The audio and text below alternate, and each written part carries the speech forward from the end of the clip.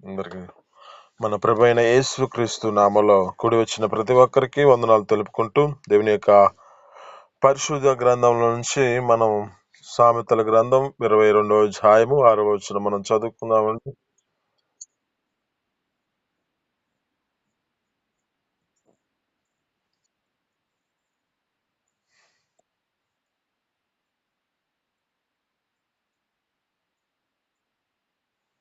ఆమేన్. హల్లెలూయా.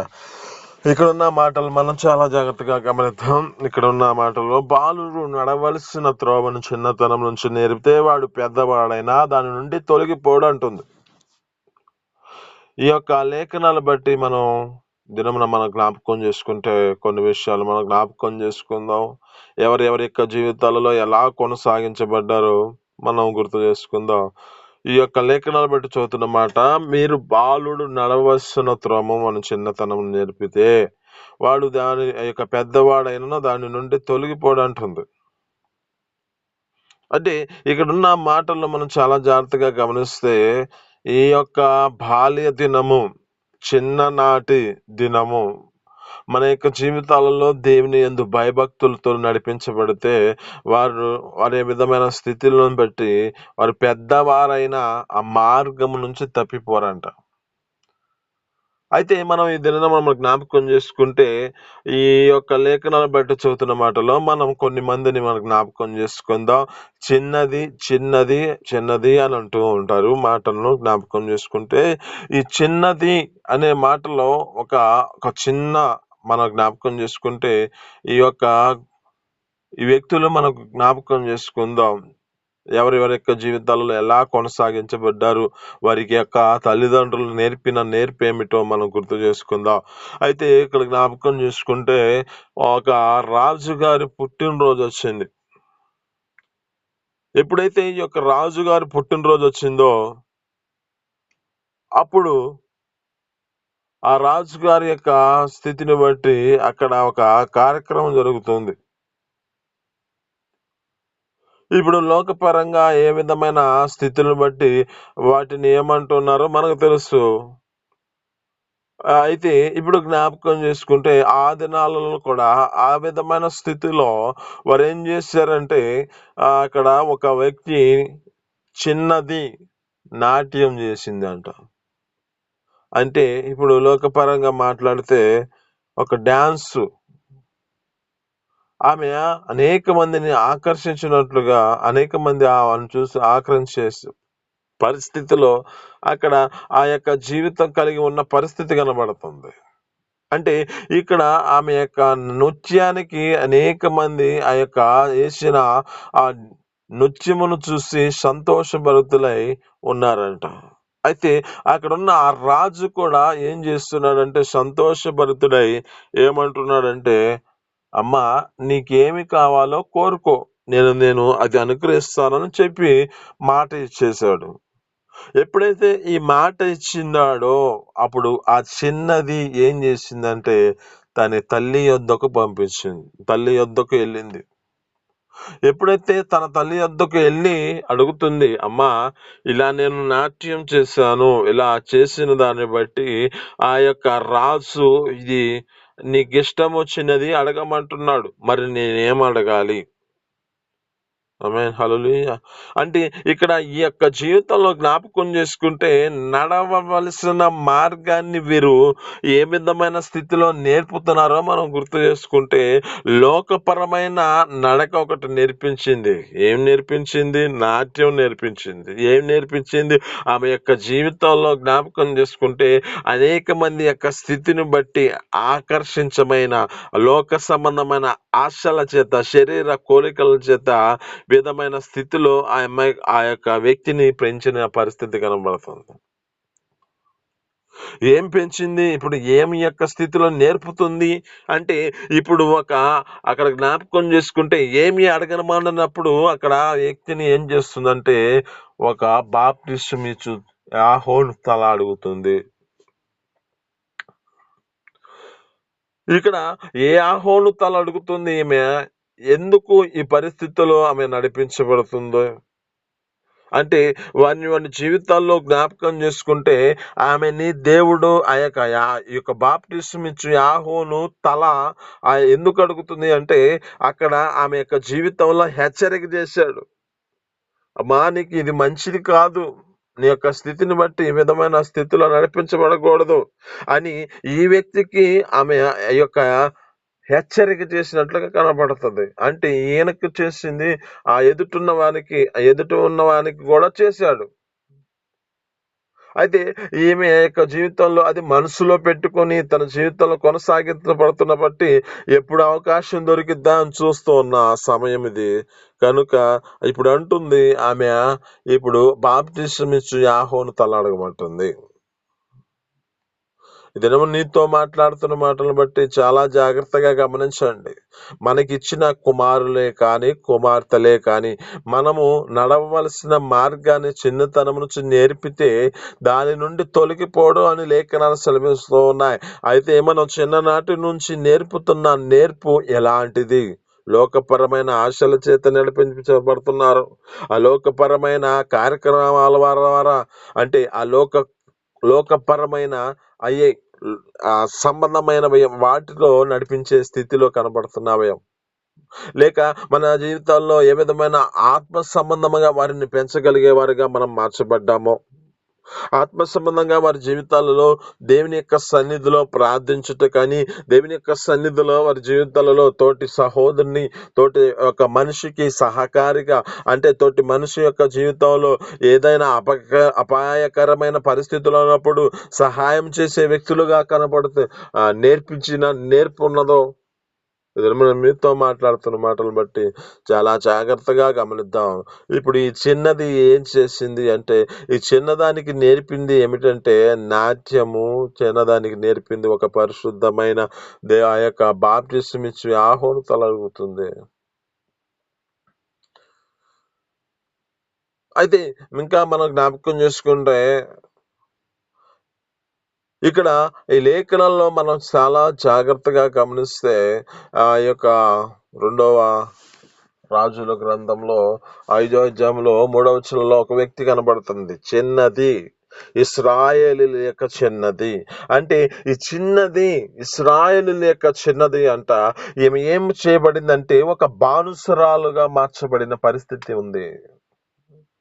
అయితే ఈమె యొక్క బానిసరాలుగా ఉన్న పరిస్థితిలో తన జీవితంలో ఆమె యొక్క స్థితిని బట్టి ఎప్పుడు ఆమె జీవితంలో కృంగిపోయినట్టు స్థితి కనబట్ల. అయితే అక్కడ ఉన్న పరిస్థితిని జ్ఞాపకం చేసుకుంటే ఆ యొక్క ప్రాంతంలో ఒక వ్యక్తి ఉన్నాడు. ఆ వ్యక్తి మనకు తెలిసిన వ్యక్తి నయమాను. ఈ నయమాను అనేక ప్రాంతాల్లో విజయం పొందుకున్నాడు. కానీ ఇక్కడ ఉన్న పరిస్థితి జ్ఞాపకం చేసుకుంటే ఇతని ద్వారా యెహోవా అన్నిటిని సఫలం చేస్తున్నాడు. కానీ ఇక్కడున్న స్థితిని జ్ఞాపకం చేసుకుంటే అతడు ఇంటికి వస్తేనేమో ఆ యొక్క కుష్టి గుర్తొస్తుంది. అంటే అతనికి కుష్టి ఉన్న పరిస్థితి.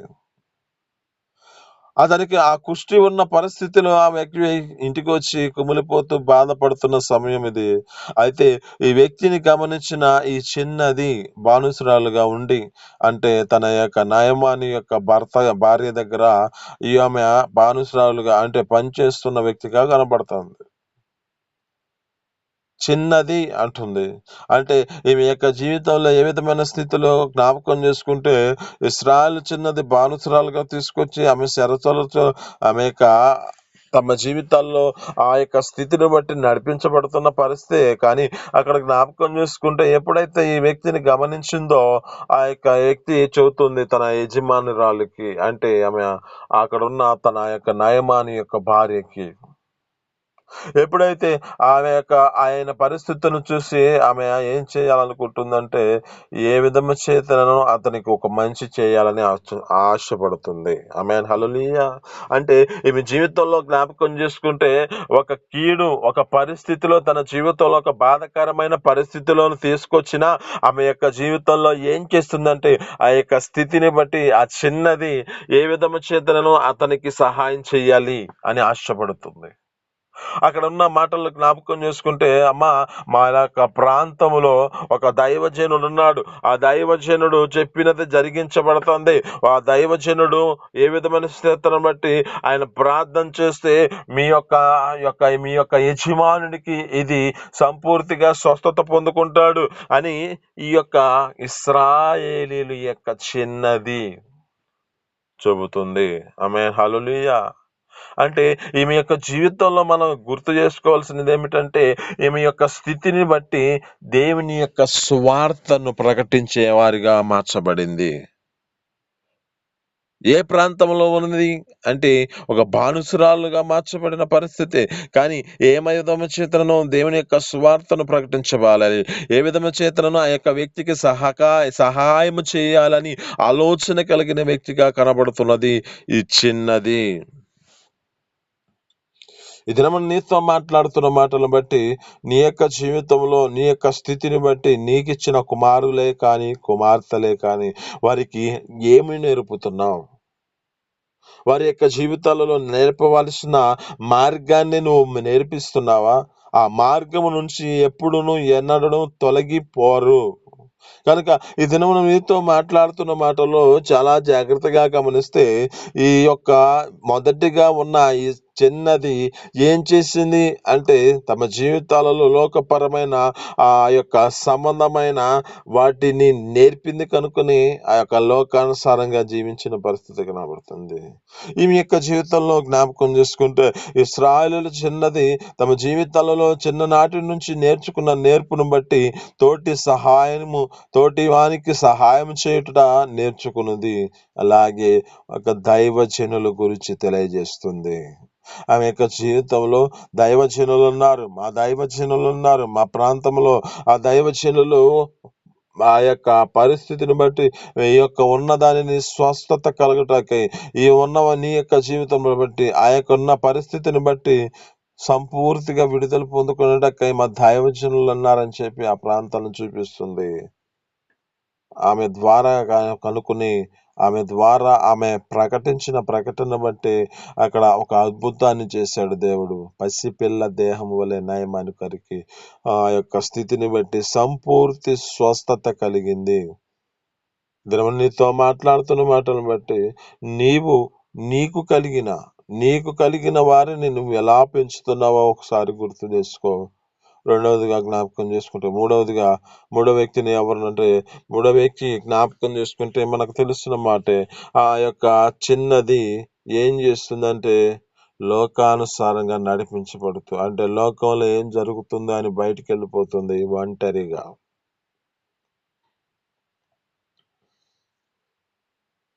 ఇక్కడున్న స్థితిని బట్టి జ్ఞాపకం చేసుకుంటే తనకు అన్నలున్నారు.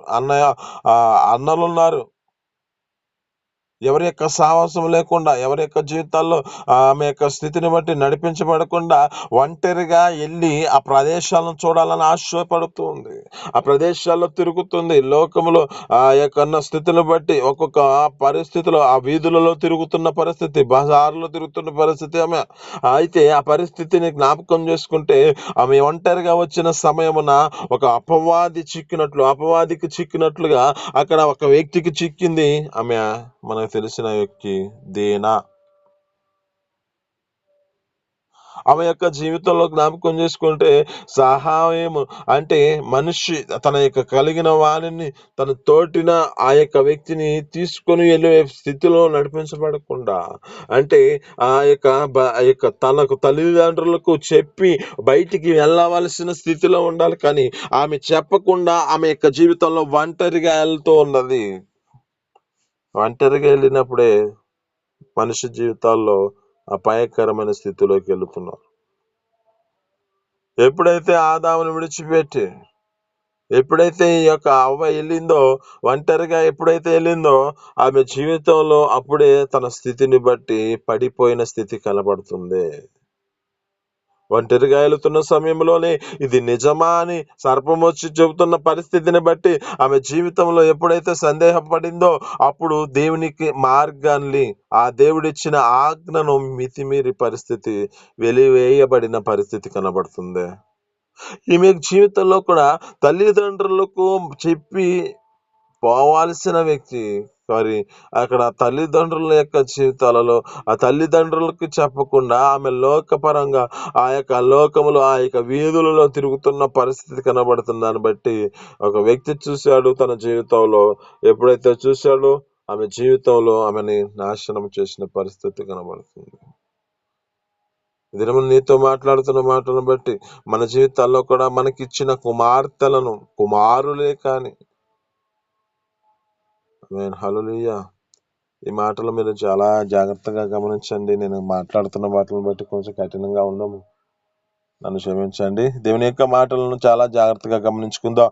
అయితే ఇక్కడ ఉన్న మాటలను చాలా జాగ్రత్తగా గమనిస్తే ఈ చిన్నది ఈమె ఇంటిలో చెప్పకుండా వెళ్ళిన పరిస్థితి కనబడుతుంది. అంటే తమ తల్లిదండ్రులు నేర్పించిన నేర్పు ఆమెకి సక్రమంగా నీవు నీ జీవితంలో ఈ విధమైన స్థితిలో ప్రవర్తనగా నీ జీవితాన్ని జాగ్రత్తగా కాపాడుకుంటూ, అంటే నీ స్థితిని బట్టి నీవు ఎక్కడికి వెళ్ళినా అంటే తల్లిదండ్రులకు చెప్పే మార్గంలో ఆ తల్లిదండ్రులు చెప్పి వెళ్ళే స్థితిలో నడిపించబడలేని పరిస్థితి, అంటే వారు నేర్పలేని పరిస్థితి కనబడుతుంది.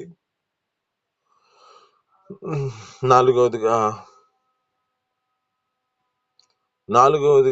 ఒక దైవజనులు చెరసాలలో ఉన్నారు. ఆ దైవజనులు అక్కడ ఉన్న పరిస్థితిని బట్టి సంఘము అయితే ఆసక్తితో ప్రార్థన చేస్తుంది అంట. సంఘము ఆసక్తితో ప్రార్థన చేస్తుంది దైవజనుల గురించి. ఎప్పుడైతే దైవజనుల గురించి ప్రార్థన చేస్తుందో, అక్కడ ఆ ప్రార్థన చేస్తున్నారు, అక్కడ ఒక చిన్నది వ్యక్తి కూడా ఉంది. ఆ చిన్నది ఏం చేస్తుంది అంటే అక్కడున్న స్థితిని జ్ఞాపకం చేసుకుంటే ఆమె వారిలో కూడా కలిసి ప్రార్థన చేసిన వ్యక్తిగా కనబడుతుంది. ఆమేన్, హల్లెలూయా. అంటే ఈ చిన్నది ఆ ప్రార్థనలో సంఘము ఆసక్తితో ప్రార్థన చేస్తున్న ప్రార్థనలో ఈమె కూడా ఉండి ప్రార్థన చేస్తుంది. అంటే వీరి తల్లిదండ్రులు తమ జీవితంలో ఆమె యొక్క స్థితిని బట్టి ప్రార్థన చేయటం నేర్పించారు, ప్రార్థన జీవితాన్ని కలిగి ఉండేటకు నేర్పించారు. ఈమె యొక్క స్థితిని బట్టి జ్ఞాపకం చేసుకుంటే ఇంకా అక్కడ ఏం చేయబడిందంటే దేవుని యొక్క దైవజనుల యొక్క స్వరం వింటుంది. ఆమె ఆ తలుపు నొద్దకొచ్చి ఆయన కడుతూ ఉన్నప్పుడు ఆమె గ్రహించి ఆ దైవజనుల యొక్క స్వరం వింటుంది. ఇద్దరు నీతో మాట్లాడుకోబట్టి ఈ ఆత్మ సంబంధంగా ఈ యొక్క మాటను గుర్తు చేసుకుందా. ఆత్మ సంబంధంగా దైవజనుల యొక్క చెప్పిన మాటల్లో అనుసరించే వారిగా మన యొక్క బిడ్డలను మనం పెంచుకోవాలి. ముందు మనం నడవాలి, తర్వాత మనకిచ్చిన కుమారులు కుమార్తెలే కానీ వారి జీవితాలను బట్టి ఆ దేవుని యొక్క దైవజనుల యొక్క మాటలను ఆలకించే వారిగా వారు మార్చబడాలి. ఎందుకంటే ఈ లోకపరమైన పరిస్థితులన్నిటినీ మనిషి జీవితంలో నాశనకరమైన పరిస్థితుల్లోకి తీసుకెళ్తున్నాయి, ఒక పతనానికి తీసుకెళ్తున్నాయి.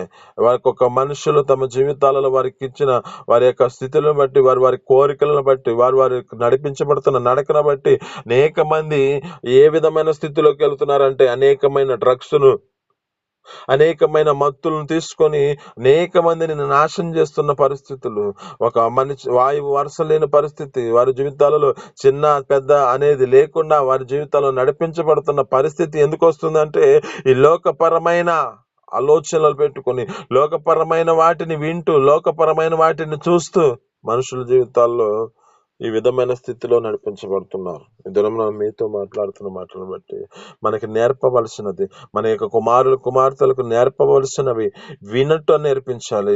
ఆ దైవజనుల మాటలు వినటం నేర్పించాలి. ఎందుకంటే లోకంలో ఉన్న ప్రతి పరిస్థితిని మనం దేవుని యొక్క సన్నిధిలో మన యొక్క కుమారులను కాపాడుకోవాలన్నా, కుమార్తెలను కాపాడుకోవాలన్నా ఈ దేవుని మాటలు వినేవారిగా ఉంటే వారి జీవితాలలో గొప్ప కార్యం జరిగించబడుతున్నాయి. ఇప్పుడు ఒక ఇశ్రాయేలు లేక చిన్నది ఏ విధంగా ఒక వ్యక్తిని రక్షించిందో, స్వస్థత కలిగి చేసిందో, అలాగే ఈ యొక్క ప్రార్థన ఆసక్తిలో ఉన్న వ్యక్తి కూడా ఒక దైవజనులని బంధకాలలో నుంచి విడిపించడానికిలో దేవుని యొక్క సన్నిధిలో ప్రార్థించటం కూడా ఆమె సహకారిగా ఉన్నట్లుగా కనబడుతుంది ఒక వ్యక్తి. మరి నీ జీవితంలో ఈ దినమున నీతో మాట్లాడుతున్న మాటలను బట్టి, నీ యొక్క స్థితిని బట్టి నీకు ఇచ్చిన ఆ కుమార్తెలను ఏ విధమైన స్థితిలో నడిపించుకుంటున్నావో, హెరోదియ కుమార్తె వలె నృత్యాన్ని నేర్పుతున్నావేమో.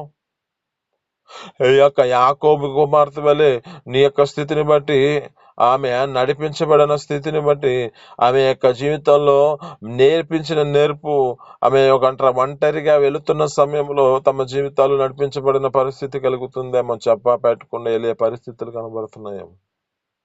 దినమున నీతో మాట్లాడుతున్న మాటను బట్టి మనకిచ్చిన కుమారుని కుమార్తెల్ని చక్కగా బాలును నడవలసిన త్రోవను నేర్పితే వాటి నుంచి తొలగిపోడు కనుక మనం చిన్ననాటి నుంచే ఆ సండే స్కూల్ పిల్లలుగా ఆ సండే స్కూల్కి నడిపించబడే ఆ సండే స్కూల్కి చిన్నగా నడిపించినప్పుడే వారి జీవితాలలో ఏమి నేర్చుకోవాలో వారి యొక్క స్థితిని బట్టి ఆ దేవుని యొక్క మాటలను వారి హృదయాల్లో నింపుకున్న దాన్ని బట్టి వారు సరైన మార్గం నడిపించబడతారు.